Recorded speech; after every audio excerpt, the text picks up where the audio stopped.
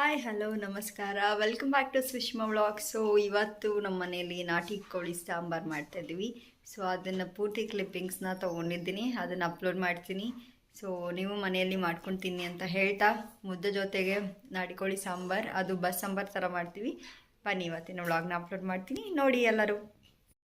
So ಈಗ start ಮಾಡ್ತಾಯಿದ್ದೀವಿ ನಾಟಿ ಕೋಳಿ. ಆ್ಯಂಡ್ ನಿಮಗೆ ಕಾಯನ್ನು ಹೇಗೆ ಮಾಡೋದು ಅಂತಲೂ ಕೂಡ ನಮ್ಮಮ್ಮ ತೋರಿಸ್ತೀನಿ ಅಂತ ಹೇಳಿದ್ದಾರೆ. ಸೊ ಎಲ್ಲನೂ ಕ್ಲಿಪ್ಪಿಂಗ್ಸ್ ಹಾಕ್ತೀನಿ. ಆ್ಯಂಡ್ ಸ್ವಲ್ಪ ಲೆಂತಿ ಆದರೆ ವಿಡಿಯೋ, ಸೊ ಅದು 2 ಪಾರ್ಟ್ ಆಗಿ ಮಾಡಿ ಹಾಕ್ತೀನಿ, ಆಯಿತಾ? ಸೊ ಎಲ್ಲರೂ ಖಂಡಿತ ನನ್ನ ವ್ಲಾಗ್ ನೋಡ್ತೀನಿ ಅಂತ ಅಂದ್ಕೊಂಡಿದ್ದೀನಿ. ಬನ್ನಿ ಇವತ್ತಿನ ವ್ಲಾಗ್ನ ಸ್ಟಾರ್ಟ್ ಮಾಡೇ ಬಿಡೋಣ. ಗೈಸ್, ಬೆಳಗ್ಗೆಯಿಂದನೂ ನಾನು ನಾಟಿ ಕೋಳಿ ಸಾಂಬಾರಿಗೆ ಬಹಳ ವೆಯ್ಟ್ ಮಾಡ್ತಾಯಿದ್ದೆ. ಇಲ್ಲಿ ನೋಡಿ, ಆರಾಮಾಗಿ ಕೂತಿದೆಯಲ್ಲ ಚೇರ್ ಮೇಲೆ, ಅದೇ ಕೋಳಿನ ನಾವು ಕಟ್ ಮಾಡ್ತಿರೋದು. ಸೊ ನಮ್ಮಮ್ಮ ಒಂದು ಕಾಯಿ ಪೂರ್ತಿ ತುರ್ಕೊಂಡ್ರು, ಯಾಕಂದರೆ ಕಾಯನಕ್ಕೂ ಬೇಕು ಅಂತ ನೋಡಿ ಪೂರ್ತಿ ಶೇವ್ ಮಾಡಿ ನಾಟಿ ಕೋಳಿನ ಇವಾಗ ಸೀತಾ ಇದ್ದೀವಿ. ನಾಟಿ ಕೋಳಿ ನಮಗೆ ಯಾವ ಥರ ಸಾಂಬಾರಿಗೆ ಬೇಕೋ ಆ ಥರ ಕಟ್ ಮಾಡಿನೂ ಆಯಿತು. ಒಂದು ಈರುಳ್ಳಿನ ಇಲ್ಲಿ ನಾವು ಒಗ್ಗರಣೆಗೆ ಅಂತ ಎತ್ಕೊಂಡ್ರೆ, ಇನ್ನೊಂದು ಈರುಳ್ಳಿನ ಖಾರ ರುಬ್ಬೋದಕ್ಕೆ ಅಂತ ಇಟ್ಕೊಂಡ್ವಿ. ಸೊ ಪೂರ್ತಿ ನುಣ್ಣಗೇನೋ ರುಬ್ಬೋದು ಬೇಡ, ಆಯಿತಾ? ನಾವು ತೋರಿಸ್ತೀವಿ ಈ ಥರನೇ ರುಬ್ಬಬೇಕು. ಆ್ಯಂಡ್ ಇಲ್ಲಿ ಬಿಸಿನೀರು ಯೂಸ್ ಮಾಡೋದ್ರಿಂದ ನಿಮ್ಗೆ ಒಳ್ಳೇದು. ಆಲ್ರೆಡಿ ಹೇಳಿದ್ದೀನಿ ಯಾಕೆ ಬಿಸಿನೀರು ಯೂಸ್ ಮಾಡಬೇಕಂತ ನಾಟಿ ಕೋಳಿ ಸಾಂಬಾರಿಗೆ. ಇಲ್ಲಿ ಒಗ್ಗರಣೆಗೆ ಈ ಈರುಳ್ಳಿನೂ ಹಾಕಿ ಸ್ವಲ್ಪ ಟರ್ಮರಿಕ್ ಹಾಕಿ ಅದನ್ನು ನೀಟಾಗಿ ಬಾಡಿಸ್ಕೊಂಡಾದ್ಮೇಲೆ ನಾಟಿ ಕೋಳಿ ಏನಿತ್ತು ಅದನ್ನು ಮಾಂಸನ ಹಾಕಿದ್ವಿ. ಅದು ಎಲ್ಲಿ ತನಕ ಬೇಯಿಸ್ಬೇಕಂದ್ರೆ ನೀರು ಬಿಡಬೇಕು, ಆಯಿತಾ? ನೀರು ಬಿಡೋ ತನಕ ಬೇಯಿಸ್ಬೇಕು. ಆ್ಯಂಡ್ ಸಾಲ್ಟ್ ಹಾಕೋದು ಮರಿಬೇಡಿ, ಆಯಿತಾ?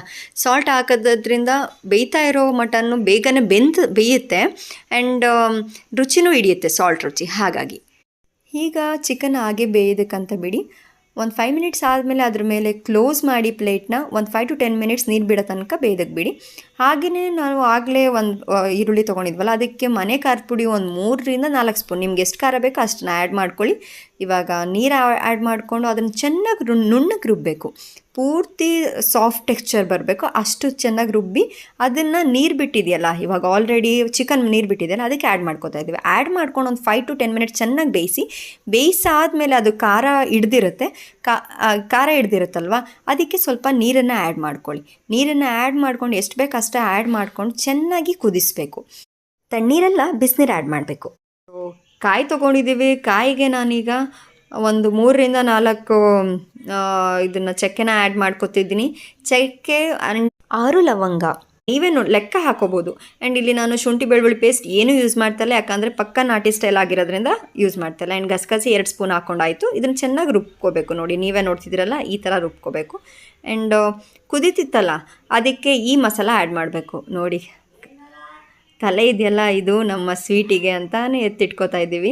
ಸ್ವಲ್ಪ ಮಸಾಲಾನ ಒಗ್ಗರಣೆಗೆ ಅಂತ ಎತ್ಕೊಂಡಾಯಿತು. ನೋಡಿ, ಒಂದು ಬಾಣಲೆ ಇಟ್ವಿ, ಅದಕ್ಕೆ ಸ್ವಲ್ಪ ಆಯಿಲ್ನ ಹಾಕ್ಕೊಂಡು ಒಂದು ಅರ್ಧ ಈರುಳ್ಳಿನ ಒಗ್ಗರಣೆಗೆ ಅಂತ ಹಾಕೋಬೇಕು. ಹಾಕ್ಕೊಂಡು ಅದನ್ನು, ನಿಮಗೆ ಗೊತ್ತಲ್ವ, ಯೂಶ್ವಲಾಗಿ ನಾವು ಅದನ್ನು ಬ್ರೌನಿಷ್ ಆಗೋ ತನಕ ಬಿಡ್ತೀವಿ. ಅದಾದಮೇಲೆ ಮಸಾಲೆ ಏನಿತ್ತು ಅದನ್ನು ಆ್ಯಡ್ ಮಾಡಿಕೊಂಡು ಮನೆ ಖಾರದ ಪುಡಿನ ಆ್ಯಡ್ ಮಾಡಿಕೊಂಡು ಅದನ್ನು ಹಸಿ ಫ್ರೇಗ್ರೆನ್ಸ್ ಹೋಗೋ ತನಕ ಚೆನ್ನಾಗಿ ಬಾಡಿಸಬೇಕು.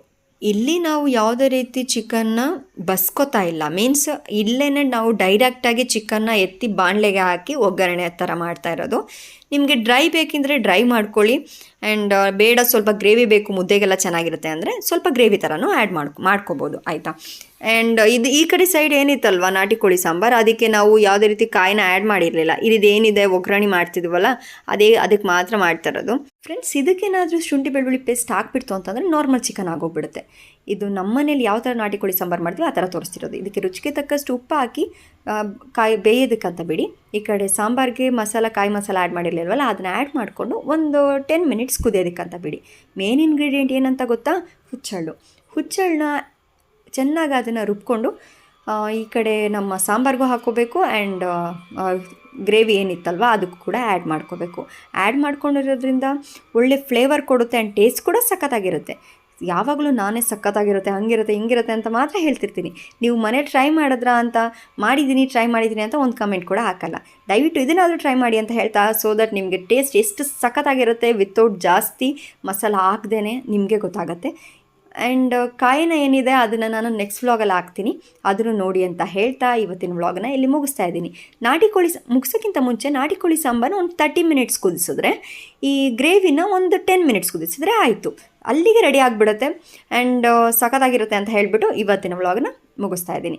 ನೆಕ್ಸ್ಟ್ ವ್ಲಾಗಲ್ಲಿ ಸಿಗ್ತೀನಿ. ಅಲ್ಲಿವರೆಗೂ ಕಾಯ್ತಾರಿ ಅಂತ ಹೇಳ್ತಾ don't forget to like, share, comment and subscribe to my YouTube channel and ಪಕ್ಕದಲ್ಲಿರೋ ಬೆಲ್ ಐಕಾನ್ನ ಕ್ಲಿಕ್ ಮಾಡಿ ಅಂತ ಹೇಳ್ತಾ ಇವತ್ತಿನ ವ್ಲಾಗ್ನ ಮುಗಿಸ್ತಾ ಇದ್ದೀನಿ. ಟೇಕ್ ಕೇರ್, ಬಾಯ್.